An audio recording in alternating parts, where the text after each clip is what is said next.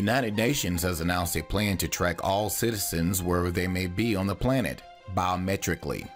Biometric identification is the means by which a person can be uniquely verified by evaluating one or more of their biological traits. The UN wants to collect and store data about our facial features, fingerprints, iris codes, DNA, and anything else that might help them to identify each one of us individually. This information would then be stored in a central database in Geneva and ostensibly used to improve our lives and increase their capacity to better serve us. At least that's what the official story is.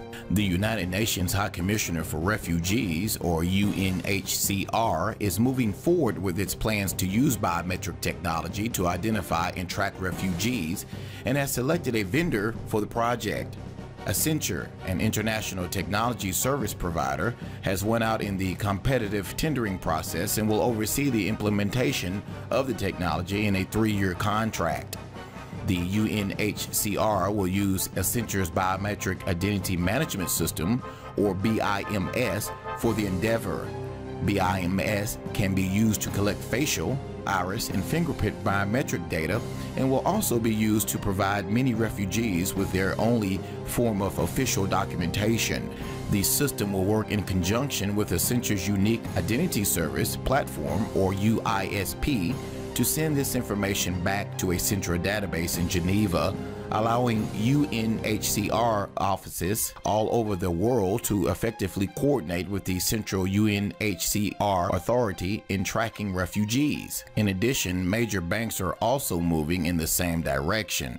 Citigroup is currently testing a new type of ATM that requires smartphone information and eye scanning technology in order to dispense cash.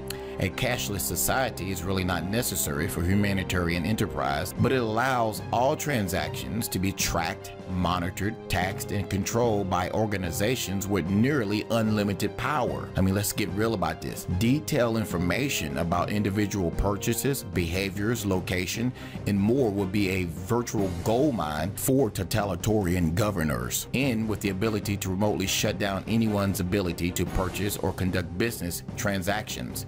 The implications for tyranny are frightening. The idea of relieving yourself from the burden of remembering a PIN number and carrying a card may be attractive and to some seem reasonable, but nothing could be further from the truth. The whole ideal of having a universal ID that would be virtually, if not totally, essential for functioning in society is deeply embedded in the use of finance as a universal shackle. Most banks are now reducing the amount of money that is allowed to be withdrawn from an account, and customers with large cash requests are being flagged as suspicious, potentially freezing an account for no reason other than taking more money out of your account than usual.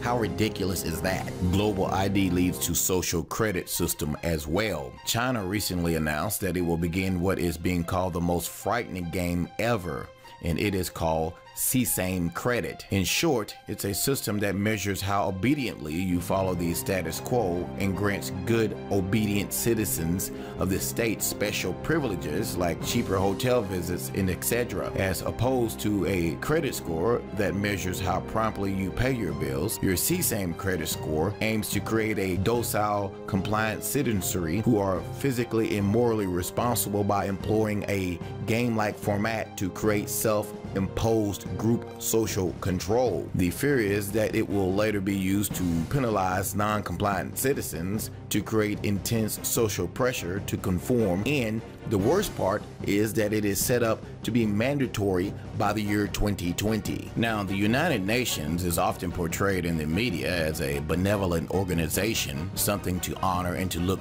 to for leadership. But is the generally accepted reputation of the UN really accurate? More importantly, is it safe for humankind to give so much authority and power to a single organization or governmental entity? Is the UN the beast that the Bible talks about? What do you think? Let us know in the comment section below this video. Thanks for watching.